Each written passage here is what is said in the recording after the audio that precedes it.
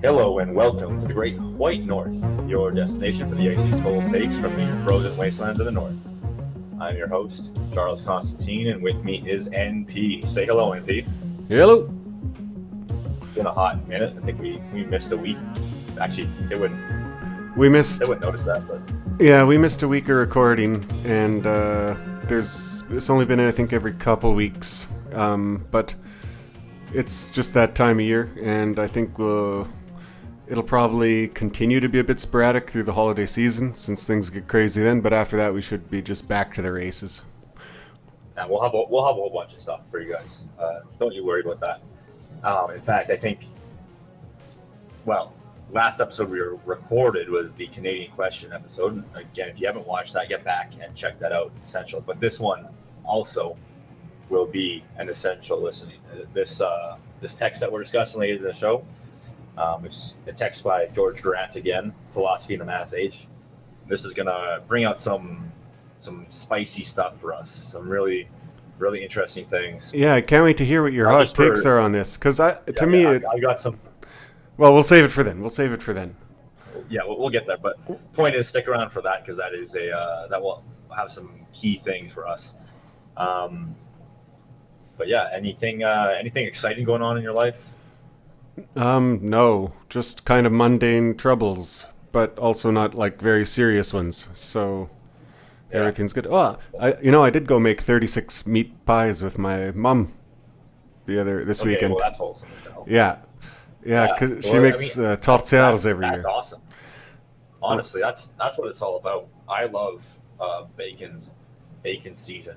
Honestly, making the Christmas cookies. If you're not making Christmas cookies with your mom, and I mean, what are you doing? it was another situation of a lot of mundane troubles. Because first we put so much is tortillas, meat pie, right? So it was so Uh-huh. oniony our first batch of filling. So we had to like make a whole extra batch to kind of mellow it out. That turned out delicious, but like a whole bunch of running around for that. And then of course then we need like an extra dozen crusts, which is no joke. Tops and bottoms, 24. You're rolling, you're rolling, you're rolling. Um, but it was good. Yeah, drank Kind of coffee. struggle you want to be having. Can't Now we complain got about too that. many pies. Hey, nothing. Extra meat pie doesn't hurt. I might mail you one, Charles. Or no, Oh, I you love know that. what? I'll definitely bring one to the Christmas gathering. All right, I'll take Christmas meat pie from NP here. That would be unreal. I'll let you guys know if it's tasty or not. Oh, that's beyond question. Okay. Well, I have your word for it. All right, let's dive into some of these topics you want to hit. This first thing, I just saw this narrative going around. I mean, it's not nothing new, but it's a narrative surrounding immigration, right? And like a lot of like libtards like to push this notion of like, you shouldn't be upset about immigration. Like, what if you had to live in a third world country? Wouldn't you want to move to the country best for your children? Why shouldn't we be compassionate and give them that option? And I mean, the first thing I should say, like the notion that the best option is just fleeing your own country in every situation, it kind of like reduces the issue down to like whatever's most pleasurable in the moment, right? That seems like it's what do I desire in this given moment, as opposed to what is actually good. So that's the first issue, and then the second thing is that like, and I just want to compare this against our ancestors. So like North Americans, for example, um, our ancestors came here and they left a developing Europe, but they left that Europe for worse conditions, actually. So, you know, they made this argument, oh, your ancestors immigrated, they settled, blah blah blah. Uh, they came to a country that they had to build from scratch, like, that had nothing, like completely uninhabitable, um, ruthless and savage lands, and so they left from, you know, maybe harsh conditions in the old world to absolutely absolute uncertainty, no question about whether or not they were going to make it on any given day. No, no knowledge of whether or not they're going to be able to raise children. Pure survival. Especially those of us that came very early. But no matter when you came to a very harsh land with a lot of uncertainty. Sure. Yeah.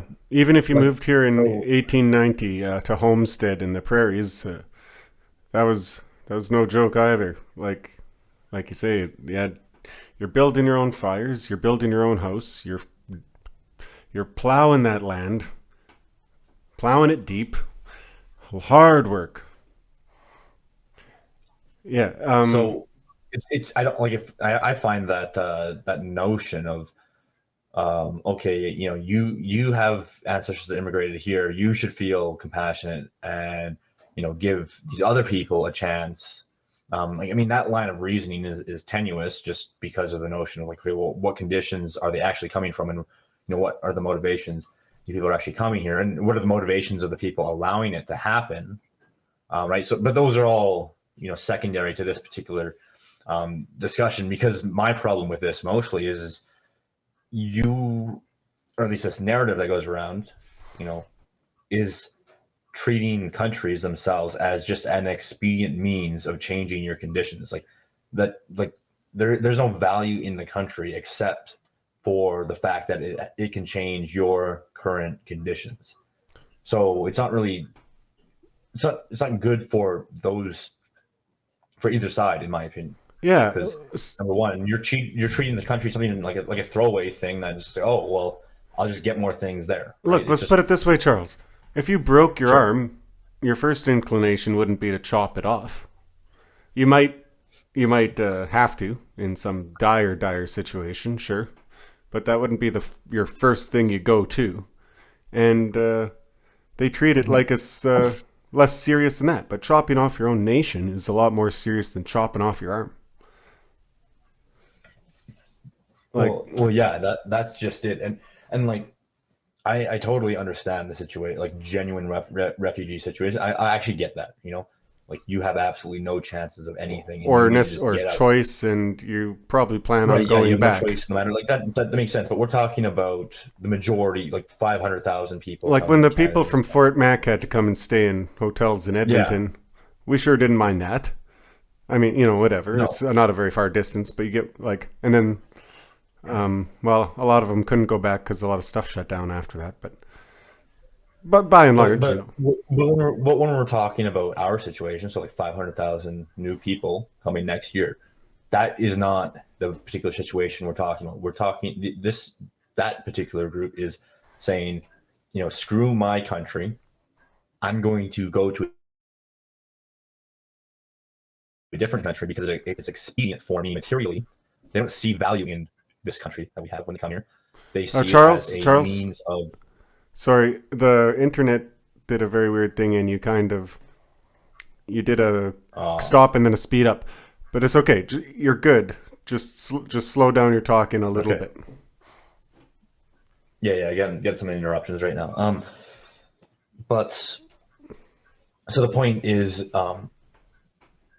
using another country as a means of changing your material situation for purely convenient purposes, a is disrespectful.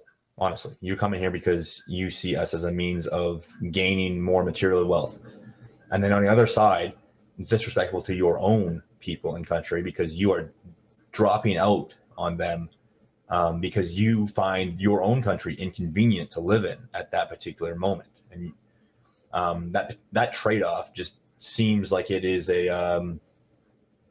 like I almost want to say it's a soul damaging approach to life where you just or it reflects on me as sort of hedonism, right? And I don't think going back to the original narrative we're talking about, you know this notion that this is the most compassionate way to deal with these issues, and then when you logically work that out till its end result, well then why doesn't every single person from every country that's not ideal in their material situation move to a country that is ideal in a material situation which is obviously completely untenable. Yeah. Well, and by that And logic, then couldn't you just call the whole world that country already? yeah, So you're already in the best which possible again, country. yeah, the point is like none of this. If you think about it on the biggest If scale, you want, how about this? Canada could just take over your country. You could stay where you are. You don't have to move an inch. We'll take over your country and govern it for you. And then no problem, right? no, I mean, again, that actually is the same logic behind like okay, well, if you just really just want different material situations, then yeah, get someone to govern your own country in a way that you get materially benefited. But obviously that doesn't pan out because what do they really want? Well, they want these immigrants. They want to use these people as slave labor essentially. You just change the language in a way Yeah, that no. makes it sound like it's compassionate, and that's always what these narratives amount to is a way to trick people into thinking they're compassionate because they aren't going beyond the bounds of the given narratives. Right. Quite often Because it's actual literal slave labor in like the old fashioned sense. If you like talking about those Thai restaurants in BC and stuff like that. yeah, yeah, no, a lot of these people do end up getting employed by other immigrants from their same group under the table for basically nothing, or they end up getting stuck in like two or like I know some of these people that come here and they're stuck in like two or three jobs, and that's the only way they can sustain their situation. And you want to tell me like you libtard, you are doing better for these people because you're bringing them here to slave away three jobs under the heaping amounts of debt that they've racked Well, up because who they else were will ignorant about the look? The libtards need an army of Pajeets to bring them skip the dishes. And if they have to bend a few moral laws to, get that, then they're fine with it. yeah. Well, apparently anything that would make us here materially less comfy, they would get all upset about that. But probably just need a little bit of struggle. Who knows? Anyways, I think that's all I had to say on that. I don't know if you have any last comments here. No, it's a solid point. Our ancestors like moved from a nice place to a shittier place to make it good. They're trying to move from a shitty place to a nice place to reap the goodness, but are in turn only turning it into the shitty place they came from by their mere presence. It's a beautiful karmic curse. I just don't want to be on the receiving end of it anymore. Yeah, it's not a ideal situation for anyone involved, really. Um, Now, speaking of, I guess, immigrants or this sort of mess of our Canadian identity, you could say. What does actually Canadian citizenship even mean? Um, I came across this tweet. It's from this MP, Kevin Wong, and he has a whole bunch of Mandarin characters in his bio and in his name as well. So, seemingly a Chinese immigrant to Canada who is now in a member of parliament position, and he's posting about China operating the pseudo police stations in Ontario. I think this is happening, right? And so has this big stance against China infiltrating our businesses, our country, and they are intimidating Chinese Canadians. Yeah, And this is it's just like I've nothing. Like I think it just speaks for itself. Like what do you even say about this? it's identical to when the Italians came to America.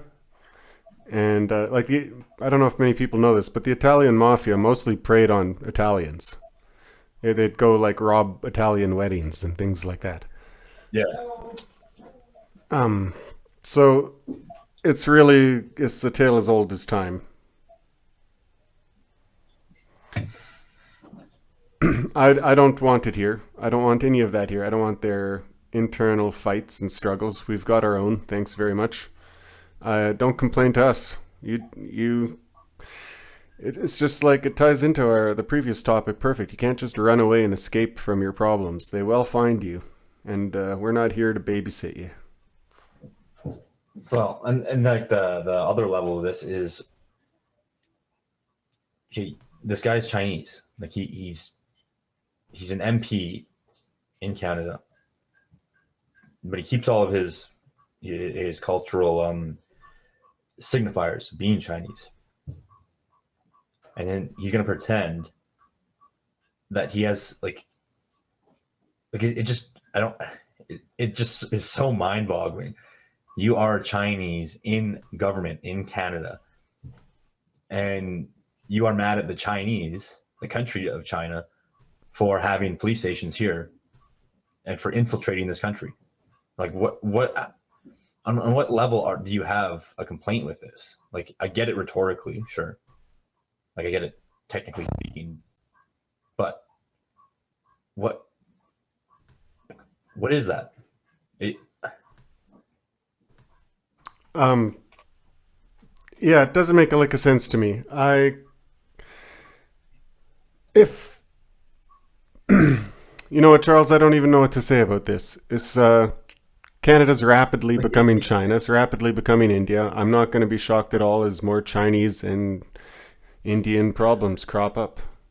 And of course, it'll be them. yeah, well, I mean, yeah, again, I just don't like the fact that we're at this point where being Canadian, according to the mainstream understanding, is so meaningless that you can literally be an ethnic Chinese person and claim that and then represent this country and then fight against ethnic Chinese people from a different country. Like what? Like just on a purely political grounds. It just does it does not make any sense. Like it just so like imagine trying to explain this to someone from any other time. It's I don't know. I don't know. It's just another day in clown world. I'm gonna go to China and I'm gonna complain about their maple syrup import prices or something. Well, that's just it. Like imagine being like a white dude in China. You know, you're white Canadian in China. You somehow got yourself into a member of the Communist Party. You go somehow you manage to get in that position, and then you're like complaining about Canadian businesses and their practices, like bullying other Canadians. Like again, he's not complaining about Canadians themselves, like any regular Canadians. He's specifically complaining about Canadian citizens, or Yeah, sorry, Chinese Canadian citizens being bullied by the Chinese foreign police that yeah. has built up a foreign police. So like imagine you're a white guy in China Well, complaining about white businesses from a different country bullying white immigrants to China that have gotten their Chinese citizenship. Like again, that just sounds so insane. it has nothing to do But with that's the us. It thing. has nothing to do with us. I don't know why if you just remove where he's standing out of the picture, it's a perfectly valid complaint. I don't want my countrymen to be oppressing me. Just move him, 6,000 kilometers west or east, or whatever. How much would it be? It would be 16,000 kilometers. And it makes perfect sense. He's just lost. We just need to, redirect him to the proper venue. Hmm.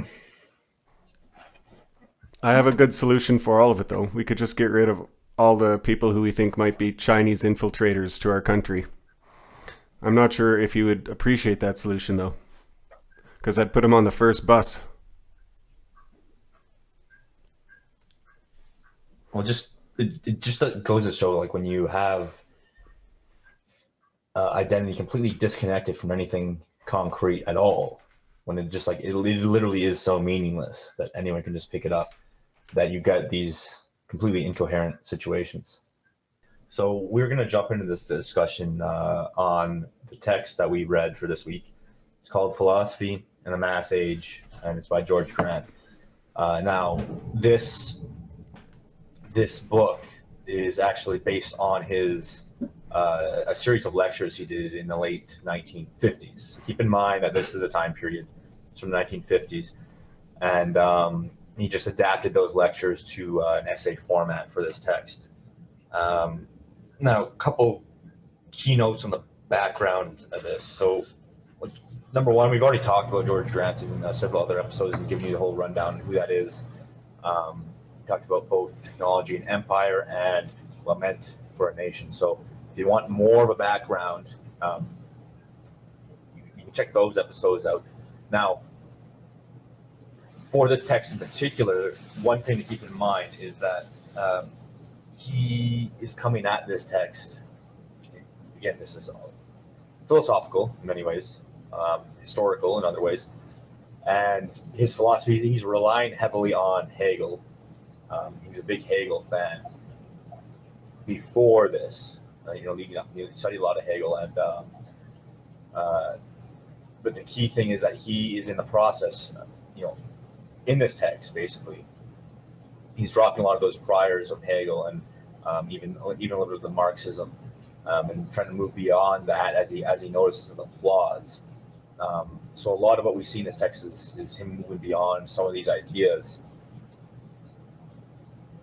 And the text itself is essentially him giving us an understanding of what age that we are living in, what past ages look like, and what unique circumstances have brought us to this point, and then what we need to look for in the future. And obviously, this requires philosophy. Yeah, well, in particular, right? He's trying to develop a moral philosophy. Not to give away the end, but to try and bridge the gap between our pretty much explicit large amounts of freedom and the necessary self-restrictions that an ordered and moral society would require. That's right. So, in this episode, we'll give you a bit of I guess, it will give us a chance to give you a bit of a lecture on some of the basic concepts of philosophy itself, of natural law, and so even if you're a grug, if you feel like you're dumb, you're not. You're just smart enough to understand everything that we will talk about here, and I think, in my opinion, a lot of this is essential. So you should stick around and listen to this. Yeah, it's like the old thing. You don't got to be faster than the bear. You just got to be faster than your buddy. In this case, you just got to be smarter than me. Not too tough. You guys got this. But that's the, I think, the genius of George Grant is he can give you so many of these high-level concepts that normally are relatively inaccessible for the average person. But he breaks them down in such a concise way and we've said this in our other discussions on he's very plain. He just gives this information to you in a very easy to understand way. And again, he's concise. He doesn't need, he doesn't get lost in the weeds of describing this stuff. He writes this, every text that we've read by George Grant is barely more than 100 pages. So he's concise and clear, and so hopefully we can transmit some of that to you, and then there's a lot of good conclusions we can draw and possible solutions. I think he brings us some very unique notions on what we're facing. So let's dive into it. Number one thing that he breaks, just for his intro on philosophy. Okay, what does philosophy actually mean? Well, philo means love. Sophie means wisdom. So philosophy, the love of wisdom, and basically it's working on how do we formulate general rules for which to live the good life? How do we figure out the right principles? And this is looking at morality, which is the sphere of categories of right and wrong. And there are absolute true judgments that you can derive from these categories. And so this requires both principles in general and then how to apply them in particular situations. So that's the general concept of philosophy. And this is what he wants to give us. He wants to say, how is philosophy operating in our mass age in this day? What can we do about it? So we got to make sure that we have a sense of morals, that we have to know where morals come from and why they're important. What's truth? And why is this important? And for our current age, he says our current age is the mass age, and it arrived in North America the quickest. And basically, the reason it came so fast, this mass age, is because North Americans had this unique situation where we were building from scratch. We're starting from new, no prior tradition. Now, it's a little bit different in Canada than America, obviously, because we maintain that connection to the monarchy, for example. But in general, this is still essentially a new world and a new tradition. And it was one of the first times in history this has ever happened. And because of this, it's the most unique situation in all of history, in his opinion. And he says, how do we retrieve a moral guidance system after we've been completely detached from any tradition?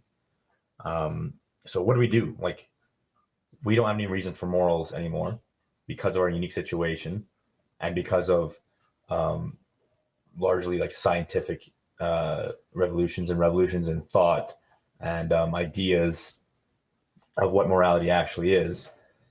So he's saying, like, okay, we're here, we're kind of lost, floating around without any real moral guidance, and we need to do something about this. And we're completely separated from other times, and there's two things separating us. So number one, the scientific age. So he says that this is the domination of man over nature through knowledge. So basically, this leads to us having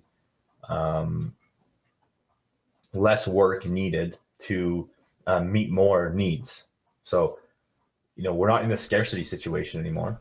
We've dominated nature enough that we can overcome a lot of scarcity. So we need less work, and everyone has their needs met. So we're in that. The scientific age gave us that. And then number two, separating us from other times, is that there's a unique dominance of man over other men. Because of this new reign of technology, men are able to dominate each other more easily. So large-scale capitalists express dominion over all persons, and even elites are subjected to this rule. Like, there's this impersonal rule, and we've seen this. We discussed a lot of this stuff in other texts, right?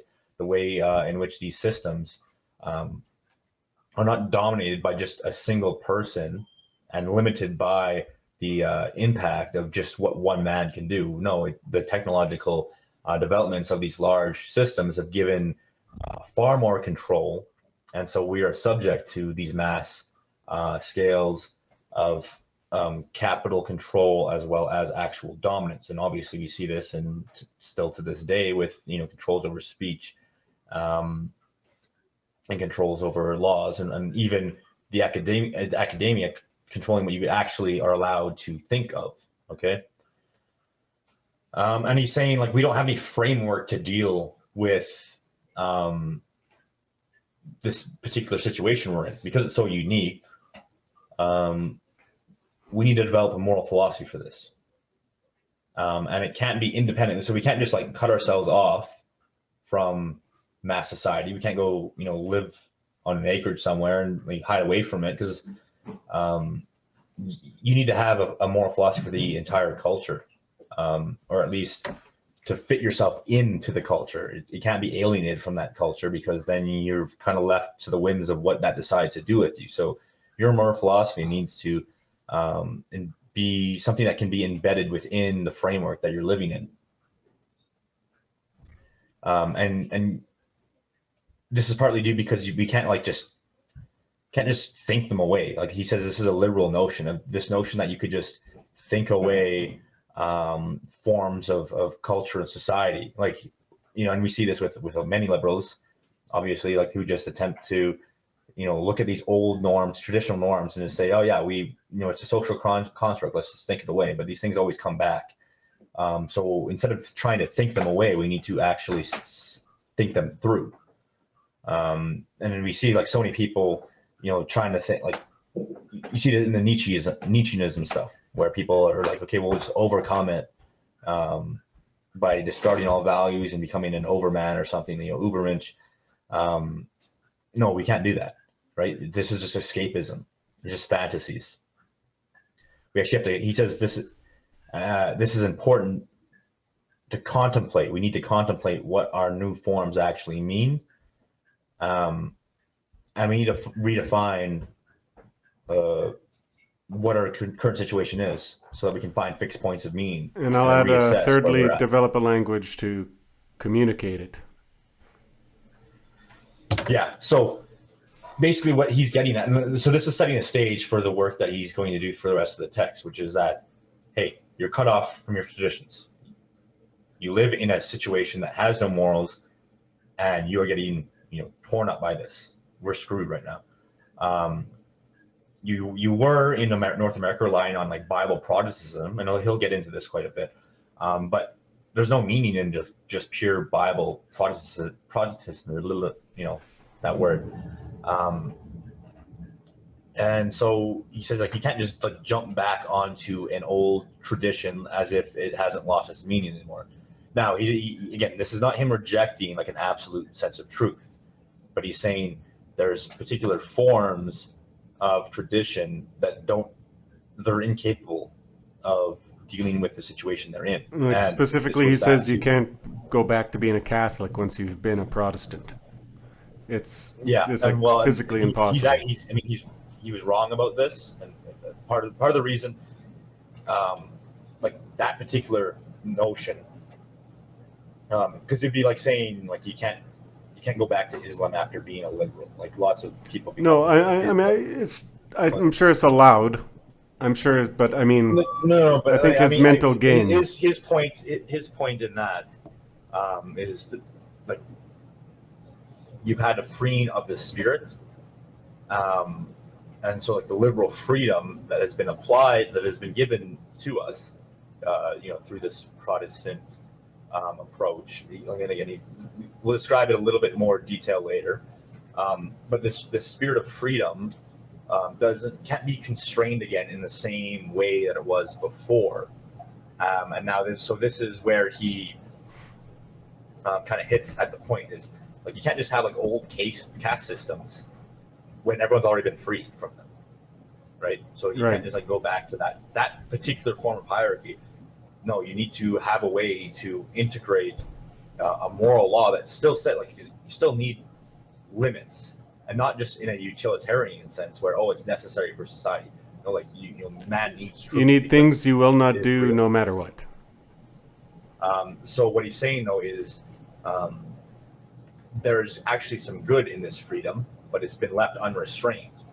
So we need to figure out a way not to restrain it, but a way to approach it in a healthy way where it is respected while also still having a categorical limits and moral law in their proper place, which is that they exist in the earth. Um, so uh, basically, the big issue is that every point of the current system pushes against moral philosophy, right? Because it's like, oh well, this morals restrict the freedom that you have, and we want absolute freedom in like a Jean-Paul Sartre Yeah, sense. he Like you have to offers go he to offers a absolute freedom. challenge late in the book. He says, try and argue against a man who believes in no limits whatsoever, without any appeal to faith. It's nearly impossible. Yeah. So what we're running into here is okay. Well, like there's no scarcity, but there's also no tradition.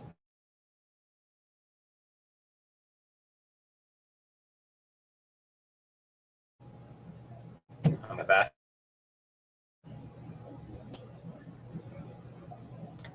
Hello. Hello, hello, hello. On my back. You're back. You're back. We didn't lose you. Okay. Sweet. Connection dropped for a second. I lost connection on my yeah. Anyways, basically what we're running into is there's no scarcity, and like historically one of the biggest issues man had to face was scarcity. Um, but then at the same time we also have no tradition, so that opened up free choice without restraint. Um, and what came along with all of this is this American philosophy of pragmatism, which is like infamous for putting reason only exists for instrumental reasons. So the mind isn't good for contemplating the absolute good, right? As in the past notions of consciousness, and what the mind was good for. No, the mind is only good so far as it can produce something in the world, and if it's not producing something in the world, then it's not good. So when you have no scarcity, you have no tradition, then it is just pure pragmatism, and then it turns into this, what he describes as history is progress eventually, where just progress no matter what. Progress instead of providence, he says. Previously, yes. Men would think that they were just part of a story that they'd like kind of fell into. And now we maintain the illusion that we have to change the world, we have to change things around us, and if we are not, we're failing. We're not just a member of a story where I think the kids are calling it main character syndrome actually nowadays. Yeah, it is funny that he highlights this so clearly, because he contrasts these two forms of consciousness, mythic and modern consciousnesses. So he says in the past, okay, like it's ancient man sees the world as shadows of the divine, right? This is Plato kind of thing. He actually describes Plato as being the philosopher to encapsulate the entirety of mythic consciousness in his philosophy in some ways. But like, we're just living out patterns, and we have to fall in line with the laws as they are described to us by the gods, by God. And any suffering or anything you face, you accept it because you are living out your archetype, you are living out your pattern, right? This is the historical process, and it's obviously a cyclical notion of things. But the better way, like what better way to live than to live as purposely as you can within your role in this divine kind of play. Whereas he says modern man is historical man. And this is where we humans, we consciously make history, and our chief purpose is making history. So, tying it back into that notion of, instrumental reason, we have to use our minds to invest ourselves in the world so that we can change things, because we are, like you said, like this main character who are always involved in the world. And basically, you know what just occurred to me? You know why people go to Disney World? Refuse this. Like ancient man, like, it ties back to that other one. People go to Disney World because then they don't have to be a main character. They can just wander around in a world that's like nice to them, and they don't want to change Disney World at all. They just want to go see it and go on do his things and then get out. That's closer to a mythic consciousness than anything they'll ever experience. Well, and that's actually an interesting side point, because we talked a little bit about that in the Baudrillard episode that would have been released before this, but like that. You could almost say, like, maybe I'm jumping the gun, but you just made me think of something. Maybe I'm jumping. Maybe like this hyper reality is people trying to get back into that aspect of mythic consciousness. Without question. I want to basically graft on these escape worlds to my consciousness that technology gives me, so that I can live out this world as a character. But that's not present to you in the real world, because you've been enraptured by modern consciousness that has told you that humans, participate in the world as people who direct the way the world works. Sometimes you even run into a guy who will say, "Oh, I just write books. I don't read them." Like, why would I read anything that anyone else wrote? I'm just going to write it. Like that's maybe like the maximum extension of it. That's exactly what Grant is targeting here, is saying, like, this is something that we have to take into account, because he describes modern consciousness as leading to the only people that matter now are the engineers, the businessmen, the administrators, the people who do something. Who is doing something, who is actually having a direct impact on the world, right? The people that are like artists and men of prayer and thinkers, even old people, they come to an end. Like, there's no what reason do they have to be here? Because what do they produce? We need people that can produce things. We need people that can make a direct impact in history. That's all that matters.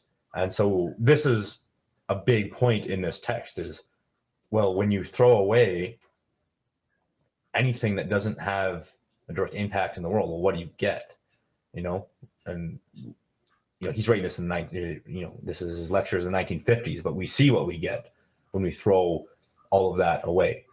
And I mean, a relevant issue in Canada right now is the assisted suicide, right? These are the kinds of things that we run into: abortion and assisted suicide. And let's get rid of anything that is not useful to some human aspect, or some historical aspect, and we throw everything else in the garbage.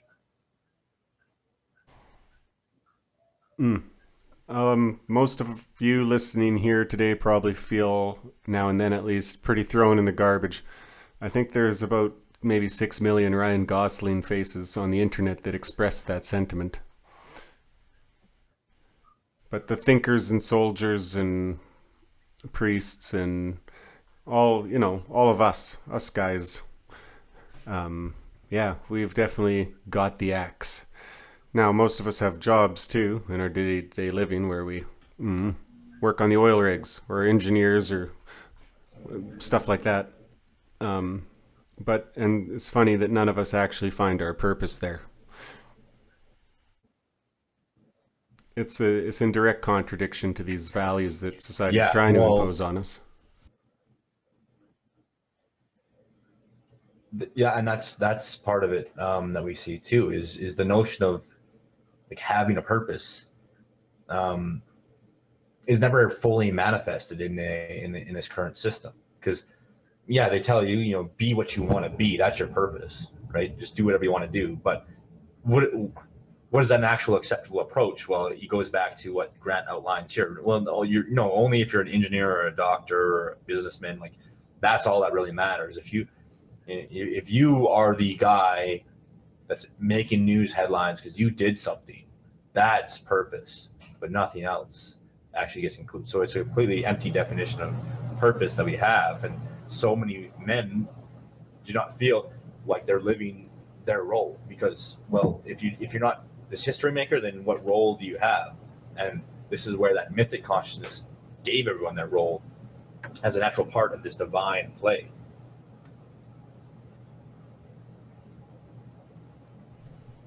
So from there, he goes and starts talking about first Protestantism and then Marxism. Can you tell us something about that? Well, here it's we'll get into that in a second. The one thing I missed in my notes here is he actually preempted, Francis Fukuyama on the end of history, because he made this insight. He said space exploration is the apotheosis of this spirit of the modern man. This man is, a history maker. Faustian, he actually uses Faustian, but he says we're at the end of history because we no longer view the creation of history as possible, because of I think he says it's because of like space exploration, for example. Like once we went to the moon, once the moon is there and back, then there's nothing for us, basically. Yeah, not going to top that. And so he says, and this is essentially what he wants to get at, and his hope writing in this time. And now, I don't think he ever saw it in his age. I don't think we have ever seen it. But hopefully, this is what the aim of the text ultimately is to get people thinking about is we need to transcend our own age. We need a thinking man to transcend our own age. You need thoughtful comparison between our particular circumstance and something new. He says we need someone like Plato, basically, at this point, because Plato transcended his age. Like, he made the he brought to light, he made explicit that mythic consciousness with his works. And now Grant is saying it's time for us in the in the same situation, in a similar situation, to transcend that, and that's what he's aiming at. How do we get beyond this modern age, truly? And like obviously the postmodern philosophers didn't do that at all. They failed completely because they failed to understand them. They offer some insights, but there's still more. The postmodern that needs to philosophers be are just done. map makers. They're just like they're Lewis and Clark. They can't give us Mhm. any tell us what to build on this land. They're just saying what's where, and Yeah, that's what they're good for. exactly. It's But mostly just but it was pretty we much all we descriptive. have I can this has been my project for the last few months, is trying to understand how we have learned to tool this and use it. And so I've come to the conclusion we're post ideology, post language, post just a lot of things, and that cyberpunk and vaporwave and all these futuristic expressions are attempts at tooling hypermodernity and are probably the way forward as far as modes of expression. So this has been a great text for that. Like it he Mhm. George Grant isn't doing the map making like Baudrillard, but he's actually being like he's sitting in the office back at the expedition camp and he's going, okay, but why are we going there and where are we going and what do we got to bring? Yes, and that's, he gives us tons of these tools. Like, so he gives us a pretty concise description of natural law, and I think natural law gets thrown around a lot in our spheres, but never really I feel like no one really gets it. Hmm. Or Well, I think everyone philosophers gets in the it, sphere. but they can't articulate it good because I think in our sphere natural law is taken for granted, unlike most of the rest of the world. Yeah, I but think when we're people very say good about that, that. they don't get what it actually, like, it means, Uh, right? Like, so, like, because people just say, okay, oh, it's the law of nature, right? Like, no, there's a specific meaning to this, and he says you need to have an understanding of this meaning, if you want to overcome a world that doesn't have a notion of this, right? yes. And so this natural law it's the order of the universe, right? It's not just like, oh, things work a certain way in nature. It is it is the order in the universe. The humans' right actions are based on this order. Like, if you want to behave correctly, if you want to be morally good, then you have to fall in line with natural law, right? So it's not just within nature; it is beyond that. I thought of a great way of And explaining this while I was reading it. sure, Okay, it's simply this. How do you know if a sheriff is bad? You've got your town's got a corrupt sheriff. Well, how do you know he's bad? He's the sheriff. He's laying down the law, or judge, or whatever. And maybe even like we have corrupt rulers because they're making bad laws. Well, how can they? How do we know they're bad? Well, what we're appealing to then is natural law. Like we must be appealing to a higher, more absolute law that's not contingent on any mm-hmm. given person. Exactly. That's basically what that is. Yeah, how do you know something is right or wrong, regardless of the particular social, circumstance, the material circumstance you're in. Um, and part of this, you know, again, if you're running into a liberal, they would tell you they don't believe in metaphysics, right? They don't believe in any sense of things that can be beyond the physical, right? But then they would have to answer for the great chain of being, and the great chain of being is just, well, every act, it's act, correlation, or sorry, act and cause and effect. So things are moving right now because something moved in the past. But what moved in the past originally? Like, what was the very first movement? And so, um, if you deny the cause of the original motion in the stars, like the very first movement, then you deny moral law. Um, so where does a materialist get their notion? Like, what moved things in the first place, right? What absolute was there to move it all, from the beginning? They'll give you like Big Bang, but again, that still doesn't go back to the root of it, right? So ultimately, you're left with the fact that metaphysical knowledge must exist. And so when we actually embrace that wholeheartedly, that means that we have to assume a universal human nature, that we are all bound by this natural law, regardless of what materialists will tell you, because the materialists will still tell you killing is wrong, and you have to go to some point to explain why that is wrong. And I found like something like this ties back into when we discussed Adrian Arcand, and he had that emphasis on servium, to serve, and it's that notion that to be free is to obey. You have to be aligning yourself with the absolute good, that natural law, and bringing back in this notion that Grant gave us is the notion of absolute freedom, or freedom given to us in the modern world as this higher value. That freedom is only actually true freedom if it is bound by a law above all else, that natural law. And so to align with the highest good is to be free. Like it's easy to see because we have so many people trying so mightily to overturn this. For instance, I could go be a woman in our society, but I can never be a woman. Mm-hmm. I cannot overcome that natural law, no matter what. Even though I could break every piece leading up to it.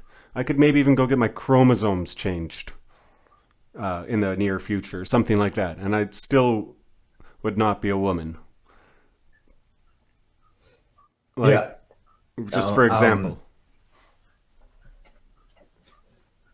So that's the important thing there is, if you reject that, then you kind of have to reject that there's limits on anything, really. Because maybe a materialist will always have something that they will have a categorical limit to, at some stage, and you always have to ask, well, where does that come from originally, right? Where's that first cause in all of this? And so what the point he makes in this modern rejection of natural law is that it always comes back down to convenience. But the important thing is when you're bound by an absolute good, you can never use convenience as a consideration. Like he says, abortion may be convenient, but it is not right. So, but that's treated as the highest good now, is convenience. And that's what we're running up against is, well, if it gets in the way of what my immediate desires, it's not convenient, therefore it's not good, and we can toss it out by law, but only law in the material sense, not in that absolute sense. And this goes back to he finalizes this by saying the first principle of hell is I am my own. And he says that modern man has a notion that we are our own now. So it is us that creates history, not God. And he says this is the principle of hell because it is a pride thing. I am beyond all limitations. So I want to be on my own. I do not want to serve the non-servient. And so he leads us to this question of like, are we on our own or are we not on our own? And how do we confront this in a way that we can overcome this notion of being detached for the sake of convenience, being detached from the good for the sake of convenience? The whole maid thing is really coming to mind because it was, first of all, I guess somehow me going outside without a mask was an inconvenience enough to do a bunch of stuff. Fine, whatever. But now, I guess if it's, I guess nothing should stand in your way of dying if that's what you find convenient too. It's literally anything. It is limitless. And it's in a limitless system, you'll have these contradictions like that, I guess. If you're free to contradict yourself at every turn too. And that's the thing that makes it so. Well, it's more efficient, and that's one of the keys that he's pointing out in this in this discussion is that that pragmatism that came out of the Protestant history, the Protestant milieu. You are acting in the world to be efficient, right? You got to be pragmatic. So if I have values that tell me that I can't do things certain ways, well, that's not very efficient. Because what if in one situation I want the standard to be upheld, but in another situation I don't want the standard to be upheld because that's inconvenient, right? So there's utility in that because it gives you the opportunity to act um, contradictory as needed, as what's most efficient. So it's an unsolvable problem in the sense that there's actually, given the current circumstances, nothing to prevent anyone from being limitless in that sense or holding to this Mm-hmm. Sautry and freedom. So, Well, and he's well, trying to like that's where it's headed. He's trying to say like, what can we do to convince people to take on limits and that they will actually feel more free and happy and good if they do. yeah. So he looks at the history of where this actually comes from, um, where man as history maker comes from. So um,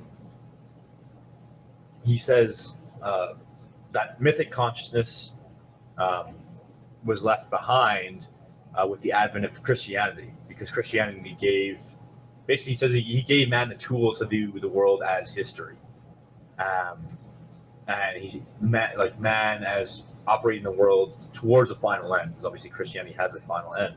It's not cycles. It's not eternal cycles. And so early European man, um, early European Christian man took on the character of the classical soul, because obviously they had Augustine and Aquinas.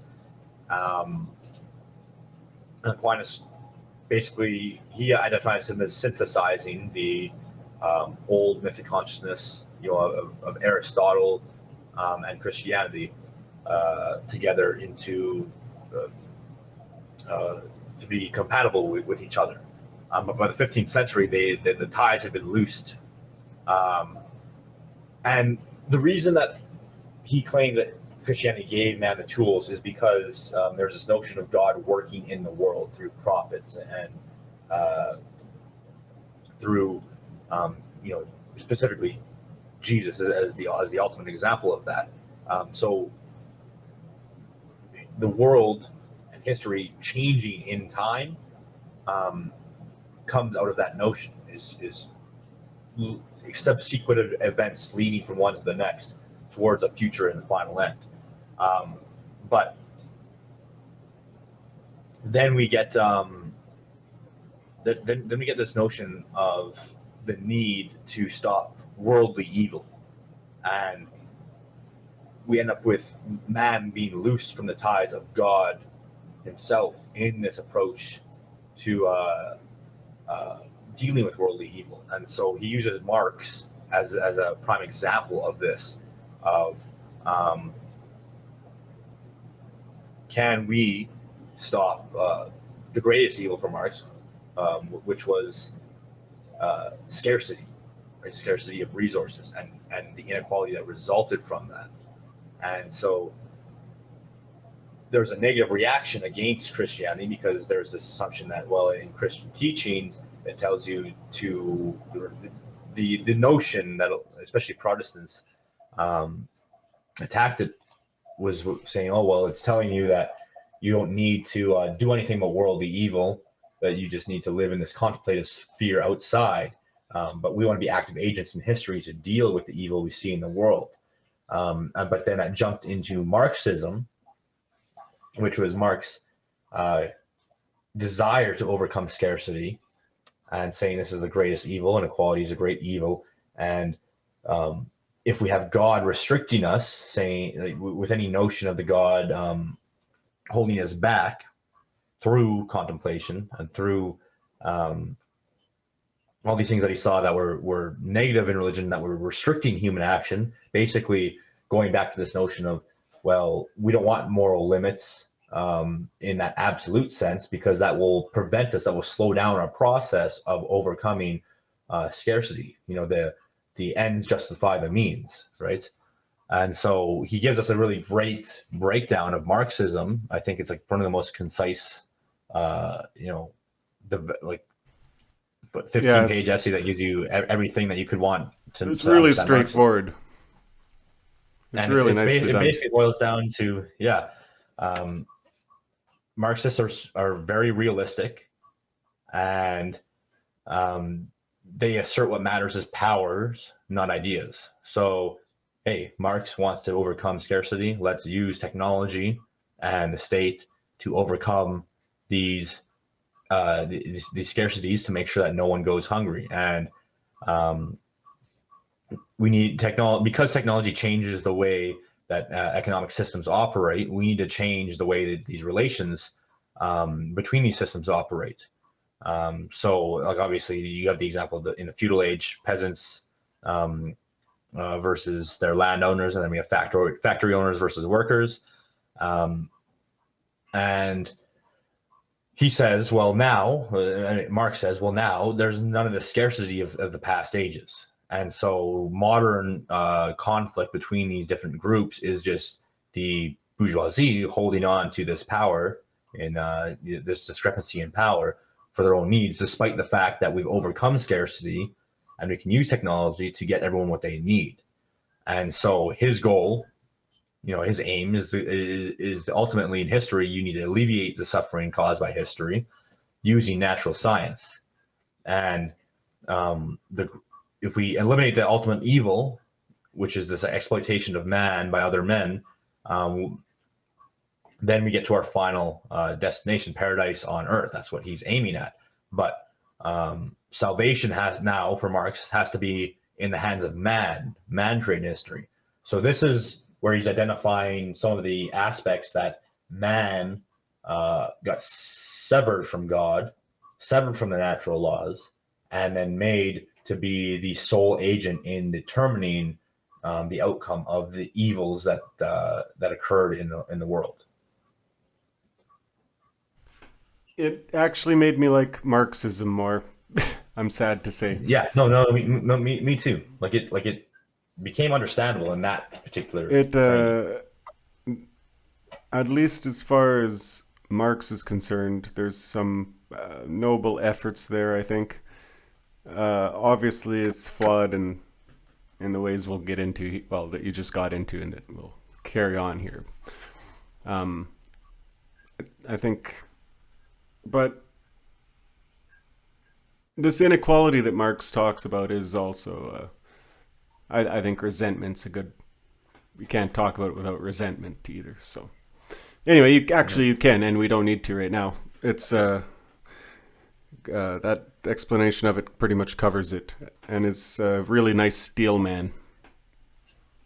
Yeah, and one thing, and Grant even makes this point too, is Grant thinks the equality that has come about through the modern age is actually good, right? He thinks like the greater equality and the greater access to resources and the decrease in scarcity is a good thing. Just Marx's approach in particular is wrong, specifically because Marx sees God as an obstacle for overcoming good and evil. He says God in the minds of men makes men release their responsibility from themselves. He's like, well, if you think God's responsible, then you are not going to take action in the world, and we as men need to fulfill history, not God. Um, and so that is where the main issue is. But this is a philosopher, and this is a very serious philosopher. Like, you can't deny Marx is very serious, who is aiming at whatever it takes to abolish this evil that I see in the world. That's his approach, and uh, his ultimate aim is looking the way he differs from past philosophers. Grant's saying is that he's looking for future. He's looking for meaning in the future. He's not looking for the meaning already present. He's oriented towards the future. Where is the meaning going to be in the future? So it was extremely practical, right? Um, but ultimately, um, Marx wanted to completely um, remove the role of God in Christ and replace that with the suffering of man, but specifically suffering of the proletariat in the place of suffering of Christ, for mankind's redemption. Um, but this is why Marxism is so powerful, is because it is this redemptive ideology, only now in the hands of man as opposed to God. Um, and he actually So, says most modern scientists implicitly hold Marxism, partly due to the result of seeing man as a product of nature and also a part of history, as well as their technical view of being the able to victory of overcome those human. things. Exactly. Yes, it's a Uh, contradiction. It's we are of yeah, we're of nature and we're just almost beasts, but also we can completely transcend nature and chop our dicks off and live in a computer. yeah, so that's where there's so much power in that, because that implies a possible concrete utopia. And this is where Marxism sees overcoming, or the desire to overcome God as being appealing to people, because, and scientists in particular, because, well, we can actually end all evil ourselves. We don't need to do anything. We don't need to appeal.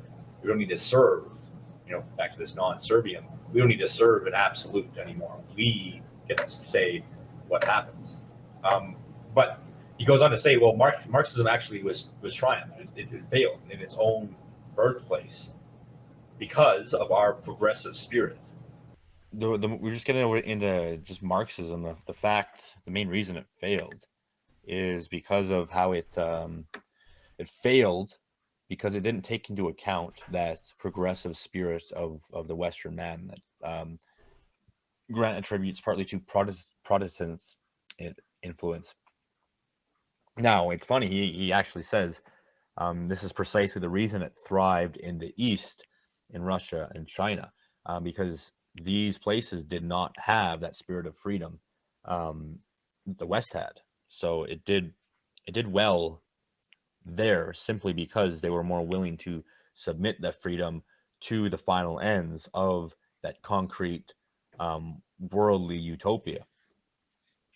And um, whereas the West has this notion of a freedom to transcend our worldly situation, we have the freedom to reflect on what we want. It's not just about getting what we want, but it's the act itself of reflection, of thinking about ourselves, thinking about what we want, and thinking about what we want even. Um, and he says the ultimate flaw in Marxism is that even if it came true, even if we had overcome all distinctions, all scarcity, there was no hierarchy, we'd still be man as thinking subject. Like man is a thinking subject. We are a conscious subject. So we would still ask, ultimately, why are we here and what are we doing this for in that final state that Marxism brings us? Um, so he poses the questions: can we really define the purpose of all human life in purely objective terms? And he means that in like this concrete sense of, is the purpose of all human life within the world only, and that is all we can live for at the end.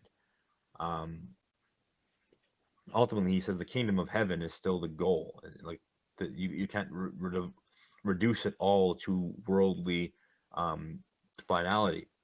And so, because Marxism doesn't have an answer to this, because humans need more, and because the West had that notion of a spirit of freedom, um, we had that distinctly that notion to need more and to be free from the constraints of those worldly desires.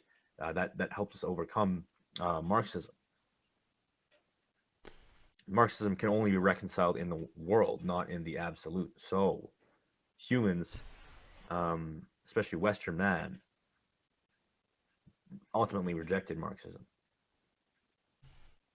And he actually takes this one step further in his critiques, and this is something I've never actually seen as a critique of Marxism. But he says um, this Marxist objective goal is built after generations of men and women who had already found themselves to be free through religious living.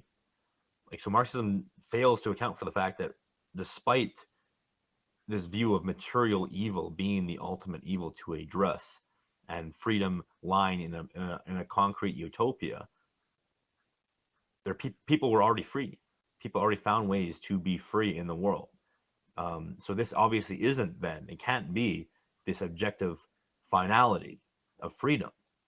This doesn't account for our understanding of being a free subject in the world, because um, Right. we were free before. We were free generations before. And Marxism ended up having all this corruption and a complete lack of virtues because of ends justifying the mean, or means justifying, ends justifying the means.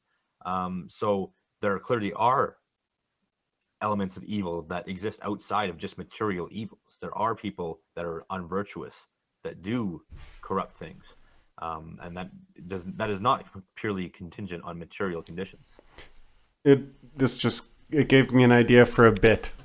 You're sitting there like Neo in the Matrix. You're in your cubicle, and a guy comes up and he's like, "Come with me, come with me. I'm getting you out of here. You're so much more than they've ever led you to believe. Come with me, and I'll set you free."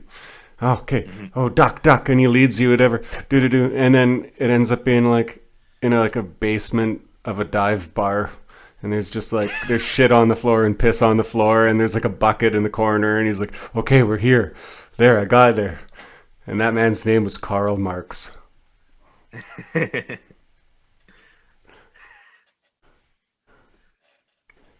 I need Dimes to maybe do some post and edit in some, whatever are the appropriate sound effects for that stupid bit. Anyway, carry on. We'll leave it at that. Well, yeah, he Grant says Marxism subordinates the mind to the world, so this will never be acceptable to the Western men, and any man of God will reject this. The mind isn't subordinate to the world. So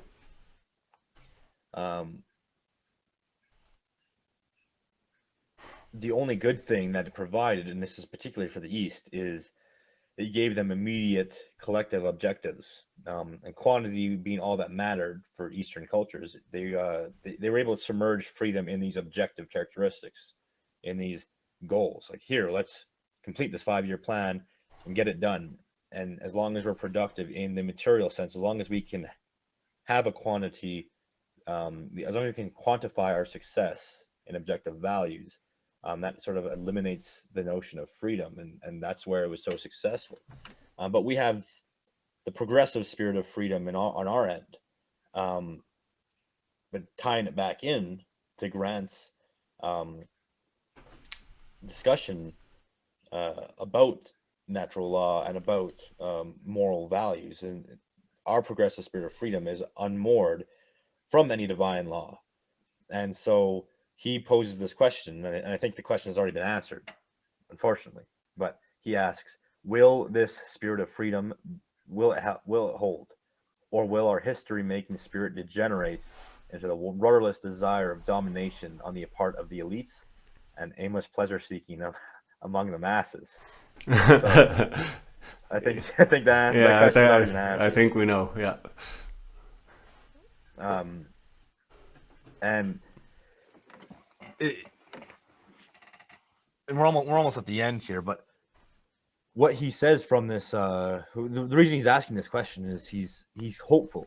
He's hopeful that the spirit of freedom can last despite being unmoored from divine law.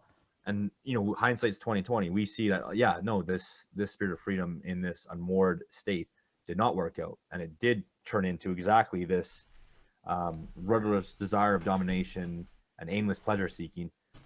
It ultimately did fall into that. Very quickly. But Grant was always hopeful. Yeah. I think the 80s kids, like an MTV and all that, like it's pretty much identical in spiritual substance to at least the spiritual problems we have today. So that happened like 10 seconds after he wrote that. Yeah, basically by the time, I think he passed away in the mid to late 80s. So he's kind of he didn't quite get to witness, this coming to fruition. But he actually he even amended his hope basically after this book. So his second forward to this edition of the book, he writes about how he thinks he was wrong, that he put too much faith in the Protestant spirit of freedom. and that he was too much relying on Protestantism to provide that avenue, and he admits too that he thinks Catholicism might have some answers at certain stages in this text, but he says he doesn't know enough about Catholicism, and I think a lot of people think that he was Catholic, but he actually was, as far as I can tell, I'm not sure what particular branch of Protestantism. Not Lutheran, but I can tell you that. Yeah. But yeah, no, he had some hope in writing this text that things would shape out better for it, that it could be guided better. But no, this question that he poses in general about how to reconcile freedom with limits and moral categories is still up for debate in many cases. And the biggest issue he has is, okay, we have to make sure that when we are approaching divine law, that it doesn't make us accept the conditions of the world. We still need to change things in the world. But at the same time, we can't just completely unmoor ourselves because we think we're better than God, because we think, well, only man matters in stopping evil in the world. And he says, when you get rid of this divine law, and here's essentially the limits of progress for him, is removing categorical limits just leaves room for all atrocities. And he says, is there anything that can never be done under any circumstance?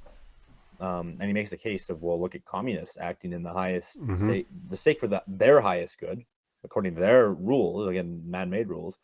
You can do anything you want. And not only that, but the French communists apologizing for the Chinese and Russian ones who are doing that. So he makes that point too. So you can't just say, oh, that was a bunch of thugs. Well, no, but the actual communist intellectuals also were apologizing for it. I like his example. The only example he's like, okay, I guess picture a reason you'd have to torture a kid to find like a nuke in the middle of Toronto or whatever. But he's like, the one thing I can't ever imagine there being any good reason to do is judging an innocent man as guilty, basically. And and then that's just it. Is you could pretty much find no one. Well, you could find exceptions to this, but every average, liberal, libtard, progressive will agree. Well, that is something why charge an innocent man? Of course, we know that innocent men get charged, sometimes even intentionally, to be, for convenience sake, for some, special interest. It is just extremely and directly evil. But completely unjust, and that's the point. Like, if you have a concept of justice, well, it's beyond just material realm. It is this absolute sense. If we're forced to start it from scratch, that law of non-contradiction then is a good place. We will not find the innocent guilty, and then I guess the corollary would be we will not find the guilty innocent, and you could start building from there. Well, and the thing too is the whole discussion on what actually is the solution. That's a big discussion to be had. But I think one thing to be taken from this is that, well, a lot of it's already there. We already have natural law, and a lot of the rejection of that was we can actually point back. We have intellectuals now that can point back to the errors that a lot of these, in particular in Enlightenment, these thinkers made in their, in basically their removal of the guardrails and their approaches to their understandings of how natural law breaks down. So a lot of it's already there, but it needs to be, re-embraced. But I think that's what I'm with you. But since the changes and the loss of these came from changes in material and technological circumstances, it's not enough to just have the receipts. We need like a new moral technology that goes on top of it. If we need an entirely new way of conceptualizing it, which is what he's saying too. I mean, I do have some thoughts on that, but we can. I We think won't be able that's to I get think that into it. should be an ongoing project.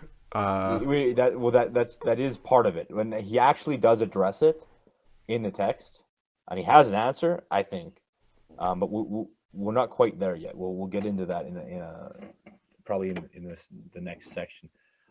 Just before we move on, there's something very interesting that he points out that in 1956, and this is tying back into the categorical limits, like what is off limit for what you do, what you're able to do, what morals allow you to do for humanity, or if progress is more important than moral limits. And he points out this National Electronics Conference in 1956, and a surgeon giving a talk and promoting this notion of biocontrol, like this notion of a surgeon would be able to implant a chip into a baby from the moment it's born and control that Well, baby it was two for life. electrodes in this case. Oh, It was some steampunk version of Neuralink.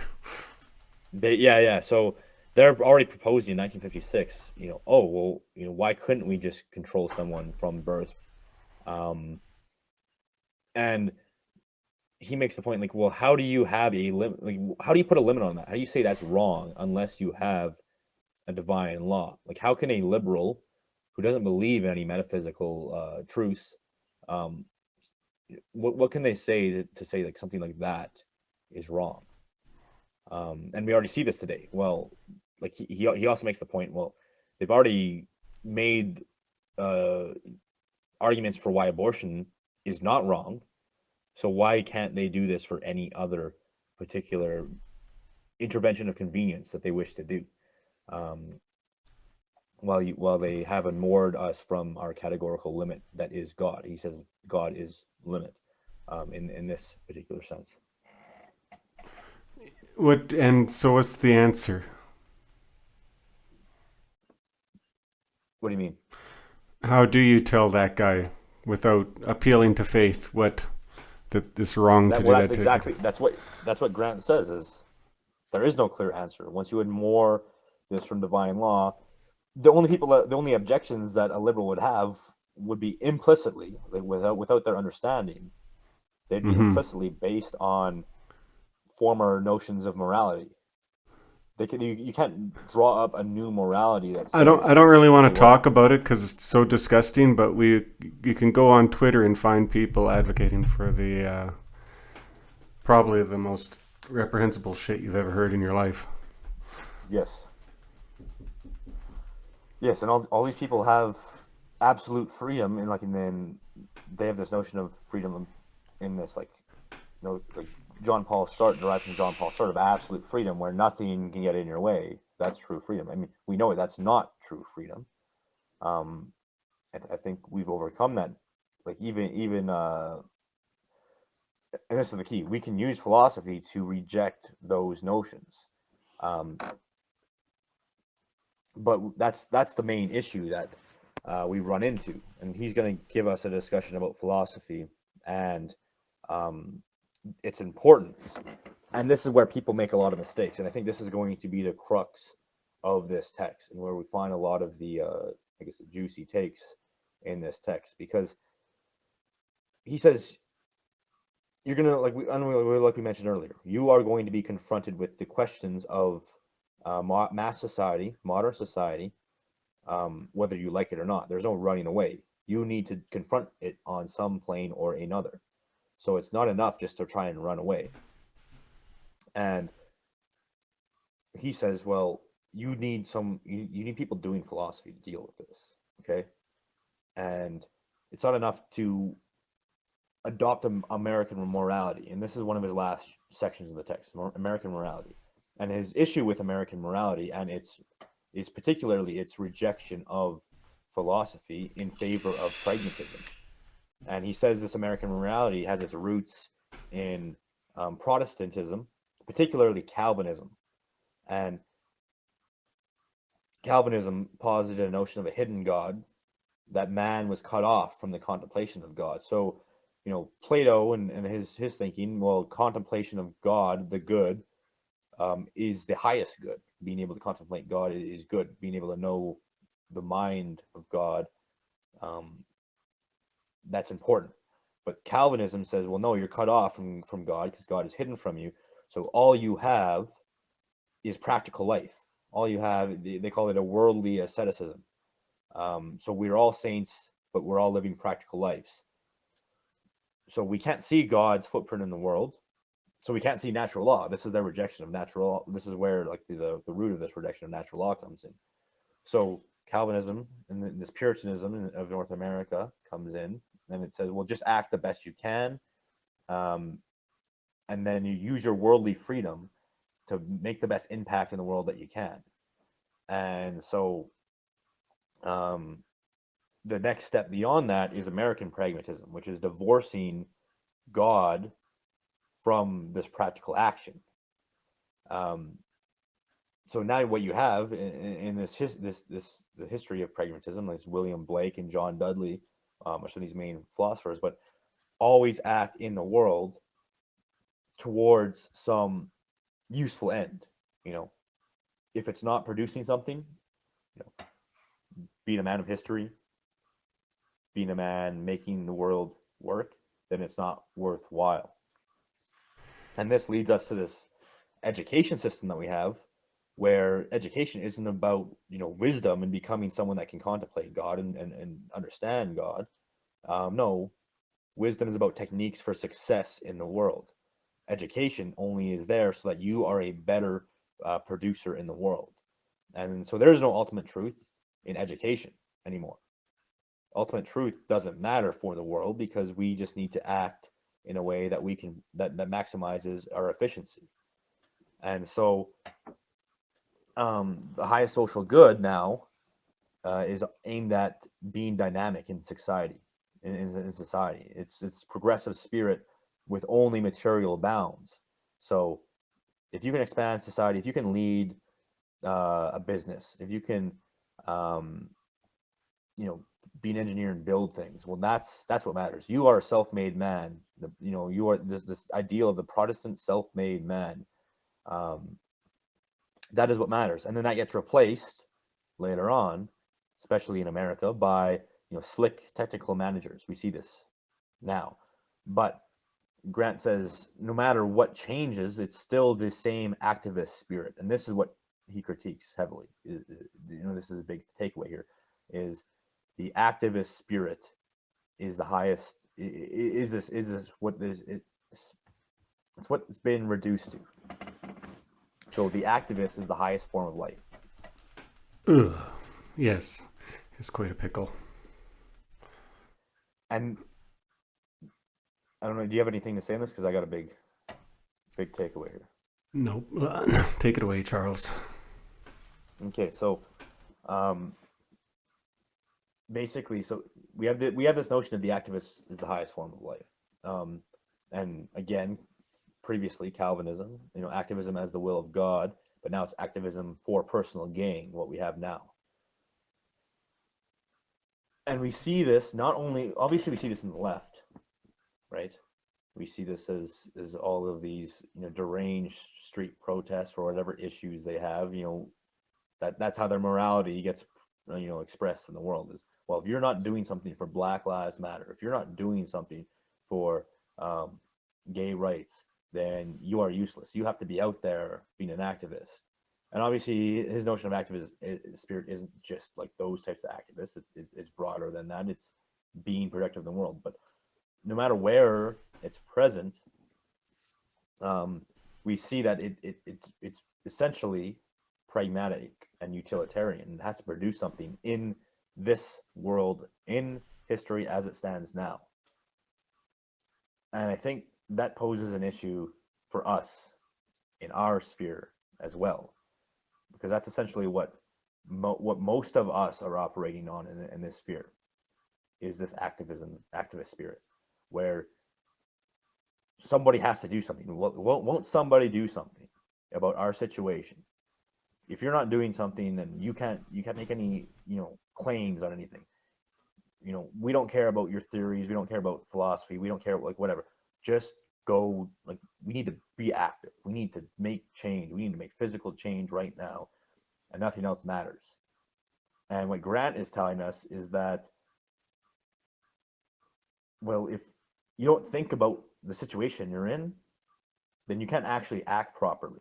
Number one, and number two, there actually is good in higher things, and if we continue to leave that by the wayside, then we will continue to be uh, at the whims of the current system, because the current system wants you just to be a productive actor within the domain of the system.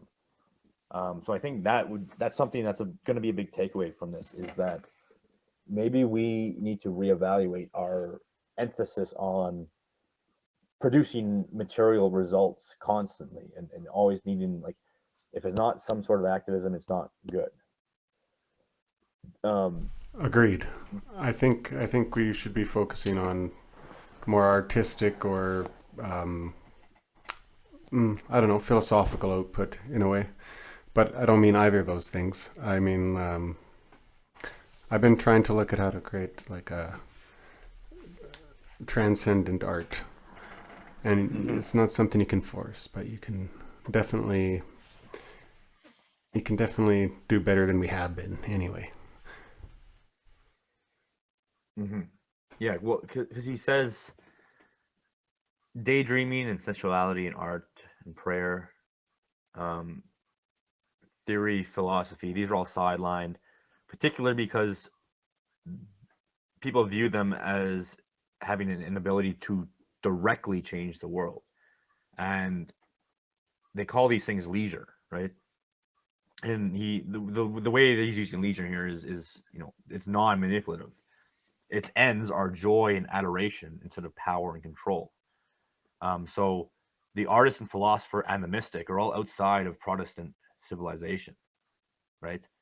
So he says these things are actually valuable, like these things matter, and joy and adoration matter. And if we always are aimed at the ends of power and control, then fundamentally we're just operating on the same assumptions of our current system.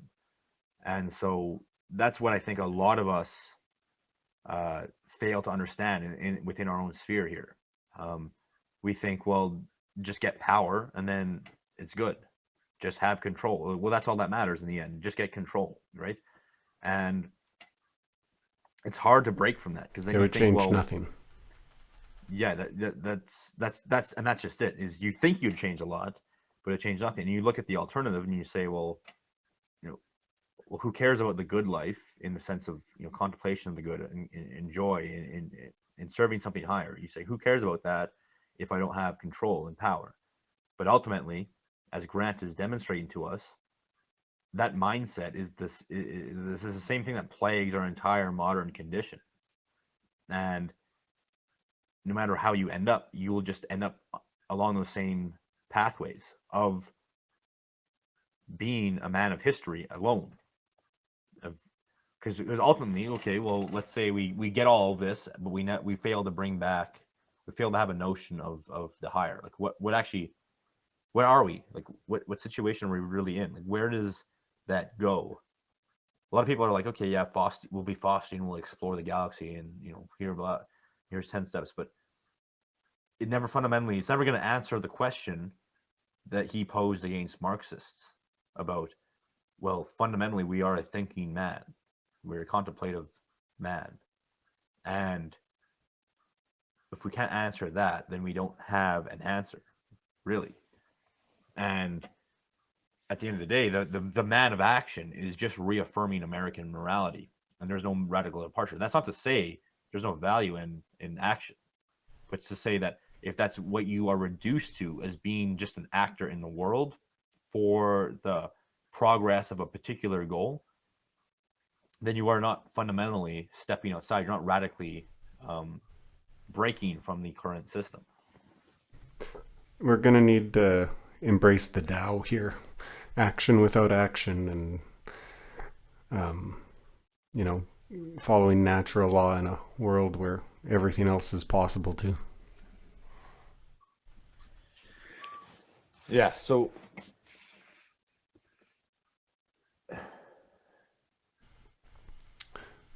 Let's pause it there for now. wait, we have like one. Do you have a final takeaway? We have one section left. I think we're good.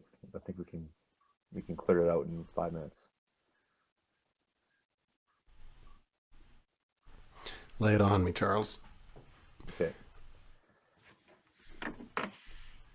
So,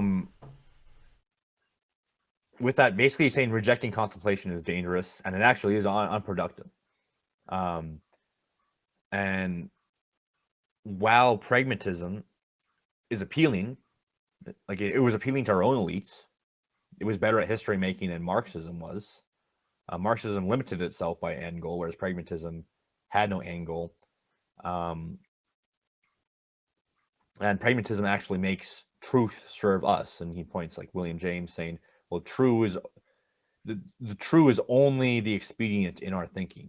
You know, like an idea is only as good as it works. It's not true if it doesn't work.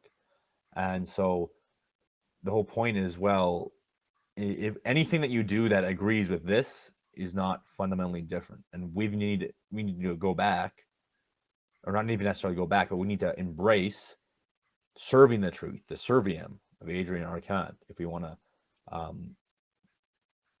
get step forward. And bringing this all back together, the categorical limit, the moral law. It's not enough just to act good, but it's you have to actually leave no room for unjust acts to occur. So while freedom has been good for some things, like we mentioned earlier, right? It's been good for reducing scarcity, and it's been good for bringing men together. Now, it's not previously it was just the elites, just the men with leisure that could contemplate the good, but now all men have access to this. But Grant makes the point, well, no one really does. Even though we have absolute freedom, this freedom is never used to those ends. And he critiques the university system for completely rejecting that in favor of pragmatic means of university. And so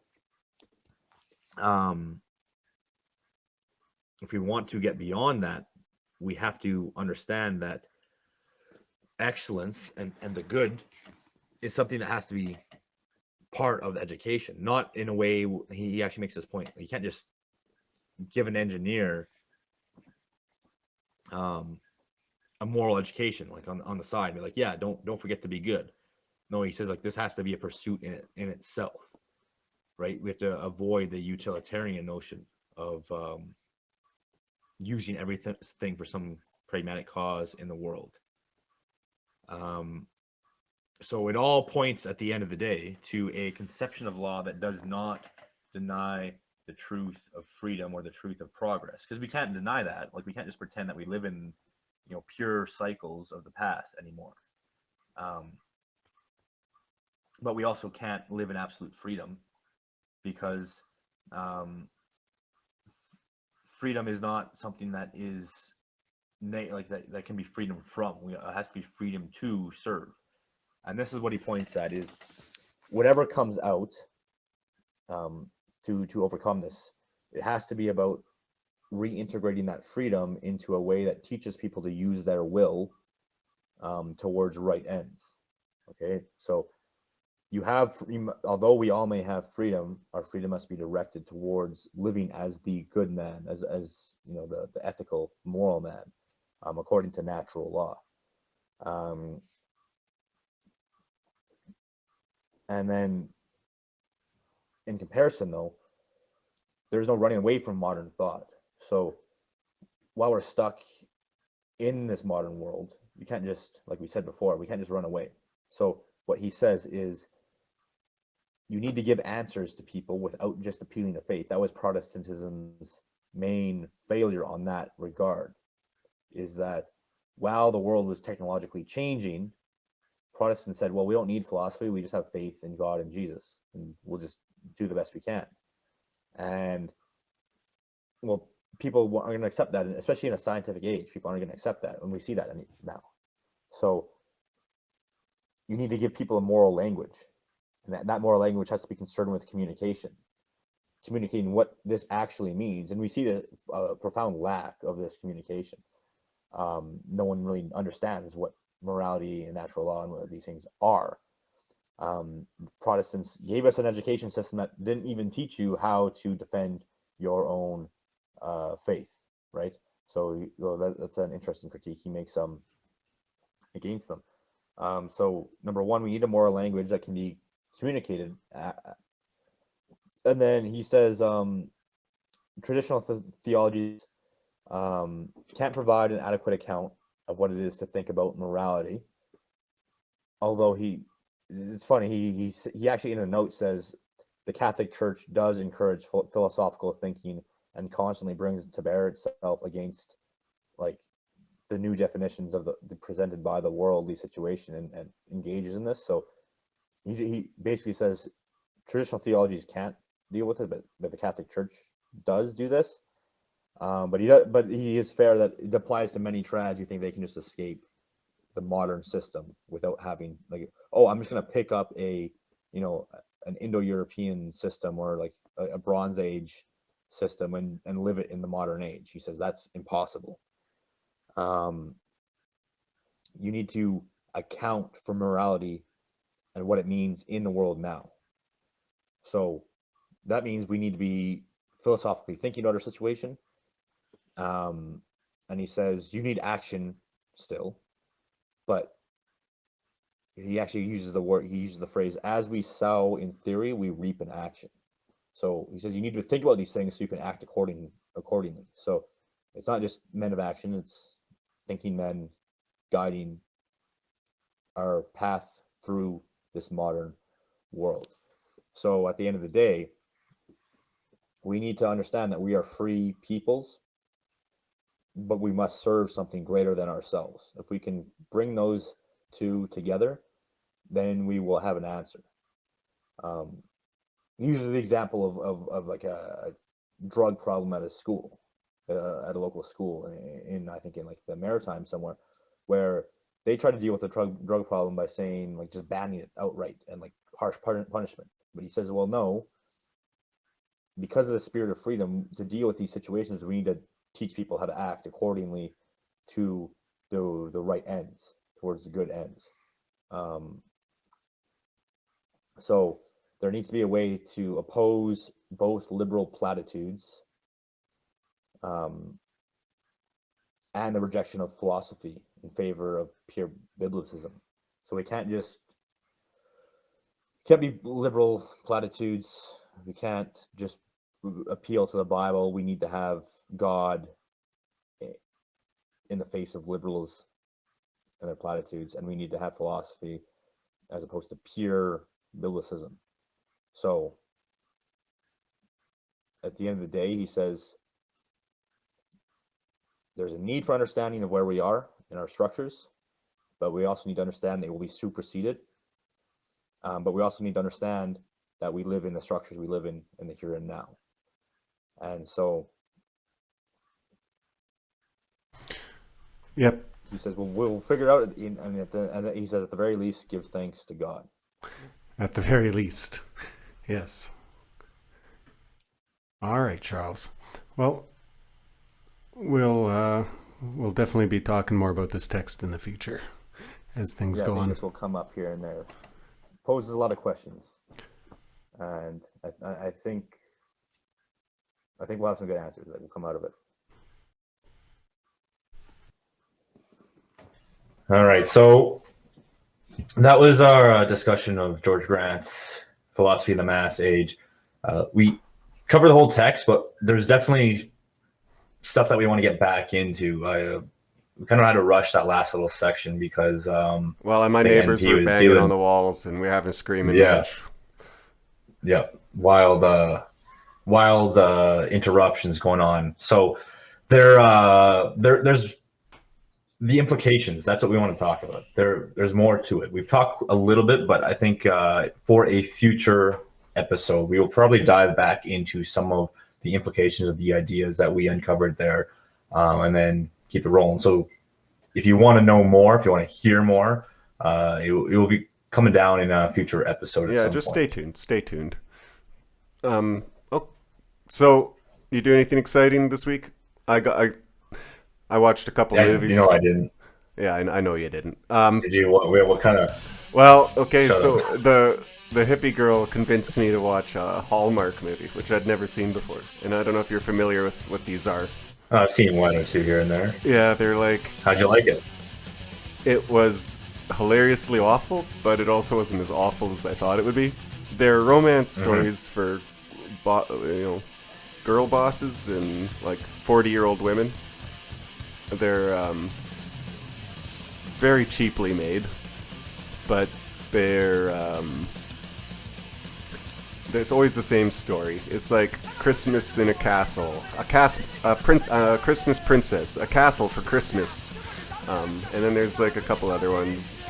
They always involve like either going back to your hometown and then like divorcing your husband and meeting some new sexy guy, or like finding out you're the Baroness of Ubenwalder and getting to go there and meeting the groundskeeper. And Yeah, some like Harlequin fantasy. stuff. It's Yeah. It was very interesting because it was like it was like pornography for 40-year-old women, like they're Yeah. just like their most libidinous sort of desires, and it turns out they really revolve around like having a very supportive group of friends, Yep. really nice antique furniture, and a very waspy, slightly older, a bit grumpy but still charming husband who will have like a very interesting love life with. Which none of that comes as a shock, but it was corny beyond belief, and I'm told that some of these newer ones have a lot of diversity in them besides the black breast best friend, which has been a trope for a long time. But the one we watched was just an absolute wasp lady. It was quite hilarious. I was laughing for the entire thing at just how brazenly pornographic the desires were. It holds nothing back. Yeah, I've always found those to they represent a sort of experience that I think no one's having, but everyone imagines that that is the default state, like this sort of romantic, like borderline fairy tale. You could say fairy tale for the modern age, maybe, but yeah, like I maybe this is just my personal experience, but I don't see anyone having that kind of approach to love life at all. No, there can only be like, maybe a few hundred duchesses in the whole world. So, well, I mean, it's not even like the Duchess, like I found out I'm a secret, king or whatever. right. No, it's yeah, you got no. It's like, oh yeah, moving back to my small town to rekindle a lost love kind of thing, right? Those kinds of. But one those thing kind of things I couldn't aren't be, like they're not. That's not a set standard that people live from. Maybe I'm wrong. Maybe I people couldn't all be have- too mad. These are like the Karen movies of Karen movies, but it makes me kind of like Yeah. Karens more. They're innocent in a way, and what they really want is for everyone to be happy and everything to be in order and everything to look nice. And then they want just a No, I mean, benefit. I'm not even saying it's like wrong to have a nice, wholesome vision of things. It's just I think a lot of people that are genuinely invested in those things have no interest in making them, producing the conditions that would make an idealistic. Right. I sort of brought up the hippie girl that if she wanted this sort of existence, then she should probably start talking about the immigration stuff like I am. Etc. Etc. Yeah. Anyway, it was another wholesome activity besides my pie making. There you go. Always got to be diving into wholesome thing after wholesome thing over the holidays. Yeah, I'm gonna have to do some like hard I'll drugs bet. or something just to balance it out in January. No, what? Shut up. Okay, no, bad. Not everything has to be in balance. All right, good. All right, Charles. Well, good episode. I'll talk to you soon. Yeah. Everybody, like, share, and See you around. subscribe. Yeah, make sure. Yeah. And tune Make sure in. you subscribe Tune in next week because we got Marcus and like. coming up. Oh yeah, big interview next week. very big brain stuff. It will be good. You will enjoy it. See you guys. See you guys.